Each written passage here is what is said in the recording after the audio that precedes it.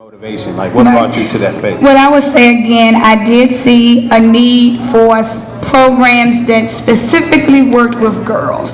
So I'm gonna give you an example.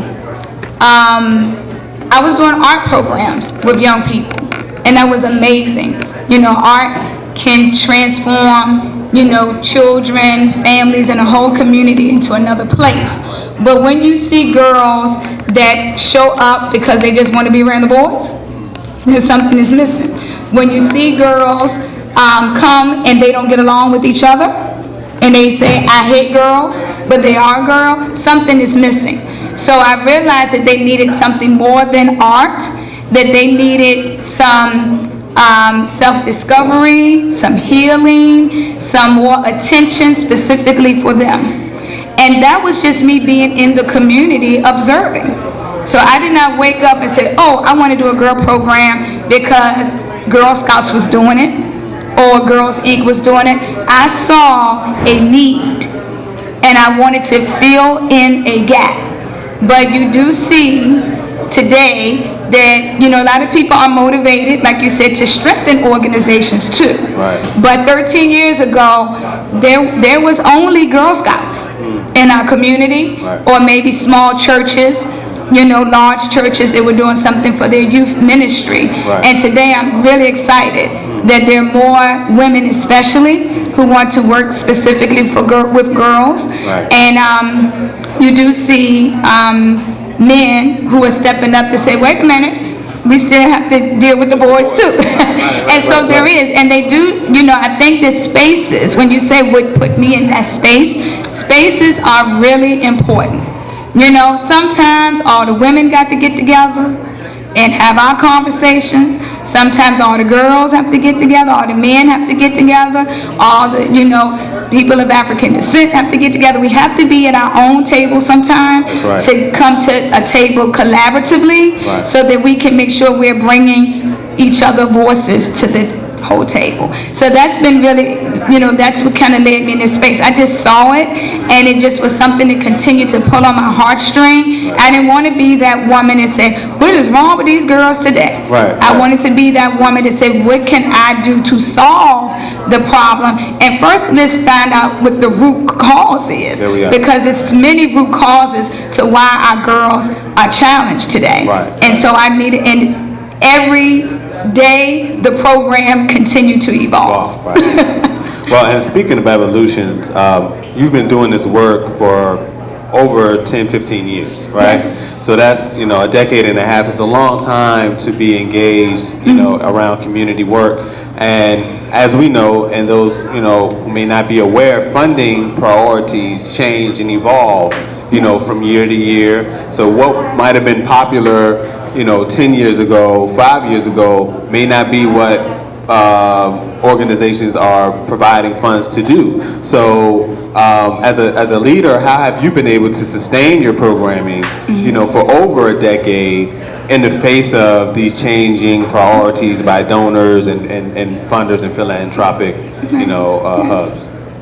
Well, one thing I would say is that it's great that we're hearing you asking me that question, because diet, exercise, and sleep is really important to trying to change your world. I've met many people around the world say, oh my God, but I got to go to sleep, or they are a lot of sluggish and they can't, because creating an impact needs energy. Right. So this is great we're in this space answering that question, because usually I'm in the spaces and the person is eating a donut and not understanding what I'm talking about. But I will say that. But we know that right now there's over 1.6 million nonprofit organizations globally. And every last one of them, even the largest that like a YMCA, which is the Y Today, or Boys and Girls Club, struggles every day for that funding to come in to provide a product and or service. Right. And for me, it has definitely been a journey, because when I went into this whole nonprofit arena, I would be honest, I did not start out as a nonprofit. I started out with the idea, and then I knocked at the door, and I said, give me the girls, and they did. And unfortunately, I was working with the girls without insurance. I was working with the girls, without any support around making sure they had criminal background checks. It was just my friends that I trusted. Right. And I don't advise you to do that, but what happened was that someone else saw that this was needed and groomed me into what it is to be a leader of a nonprofit organization. And so I didn't start out again from being groomed with getting my 501c3. I was actually in training under the East District Family Resource Center, and they were my fiscal agent. And that was, I think, one of the best experiences that I have had, not only about running a nonprofit, but running a business.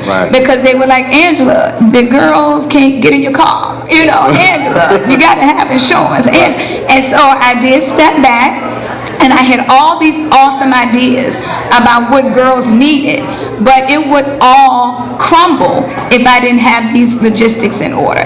Everything had to be in order. So once I got that together, it was like, but now I don't have any money.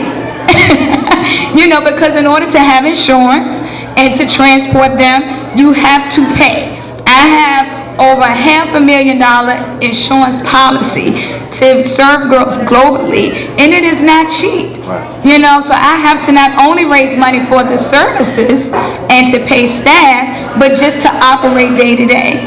And so what I learned in the beginning was that yes, I can go to funders all day, corporations, foundations, also to government officials, but you have to think of it as a business model, and I have to have more creative ideas about sustainability. And the way that I do that is I started out with events, events that I knew people would go to. And our first big fundraiser where I made my first $25,000 on my own was, I said, who am I serving? Girls. Who loves girls more than anyone in the world besides their daddies? Women, right? And what do women love? We love fashion. So we started out actually right here in this building with the Diva Bag auction. And it was an opportunity for me to reach out to women who love handbags and love girls, and made the connection to auction off handbags. But what the key was is that they didn't want just the Gucci bag. They wanted what was in the bag. And so I remember you, even Brother Manifest, gave us the, like books. So it could be the cultural diva bag, the literary diva bag, the spa mom, and so people love the connection about it's not what's on the outside of the diva, it's on what's inside. And so it made me not only raise funds, but also connect to people that were in the community that I would have never had the opportunity to meet behind closed doors. So networking was really that big. Doctors and lawyers came to my fundraiser, and they became my new donors. They became people that joined my committees. They told their friends. That's my favorite one. I call it friend raising. My brother here always hear me talk about that, because usually your friends do what you do. So if I call my friend and say, oh, I have this great new nonprofit I just found out about, they're doing amazing work, let me tell you about it. Your friends usually listen, okay? And then they say, well, tell me more, or I'll get involved because you are involved. We're raising money right now to send 20 girls to Brazil. And we were just at a church, and this woman said, I'm going to get my friends together, and we're going to raise money for one girl. That's fundraising. So that's what was sustaining me at that time. Now I have a product. I actually have a curriculum that is full of value.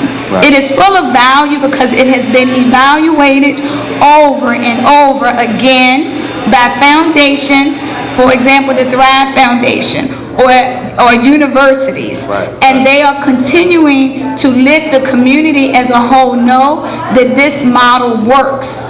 And so now I can sell my program. I have affiliates all over the country. I also have girls who want to be members. I even have an app now where girls download the app for $1. If I have, over 30,000 girls download my app for $1, I'm sustaining my program. Yeah. And I have had the privilege of also being connected to Tom's Shoes, which has this social responsibility type of initiative, but I'm making money. Right. So I did learn later that I can provide a social good Right. and still be able to feed myself Right. and to be able to pay staff and to get all of the operational, the operational, needs taken care of in the program, like insurance. Right. So that has been helpful for me. So that's a very good segue into my question about sustainability. This term has come up, in the face of ecological efforts. People talk about sustainable acts that can help improve, the environment, things like that. But over the last 2-3 years, I've heard the word used in the context of financial sustainability, also community sustainability, and a lot of what you just said spoke to, having some sort of a financial plan, which really is the meat of our discussion today. The whole idea of being a social entrepreneur, which I think is very interesting because before I heard this word, I knew people that were doing just what has been, put under that umbrella. Folks that have been finding innovative ways to fund their own social impact efforts without being, reliant on, the philanthropic community, etc. But and pulling from that word and kind of unpacking it for you, what has sustainability meant, not just in a financial sense, but what have been other elements of sustainability for your organization? For How's it working for us? Yeah, how's it working for you? What has the word sustainability meant for your work? Well, for me, it does mean do for self. I am still striving to really go after any funding, and I would share why. It is good to still be in a place to be able to write a grant proposal to receive funding for your organization, but all the funding, like you just said, institutions want you to have a financial plan, and the goal is for them not to have to fund you anymore because you have figured out a way to fund your own impact. That is the goal. It's kind of like, I'm going to give you this for 3 years. So I have about 5 foundations right now that are funding my organization for 3 years. One is 5 years. Right. But that means you can never come back to me. Right. Okay. Yeah. Never. So, however, your initiative still is in need. Right. Correct? Right. All right. Right. So I would tell you what most women that are running organizations specifically for girls who are suffering with now is the STEM space. That's science, technology, engineering, and math. So because like social entrepreneurship is the new buzzword, however, we've been hearing about it forever. Right. They just give us a buzzword. Right. Okay? It's nothing new.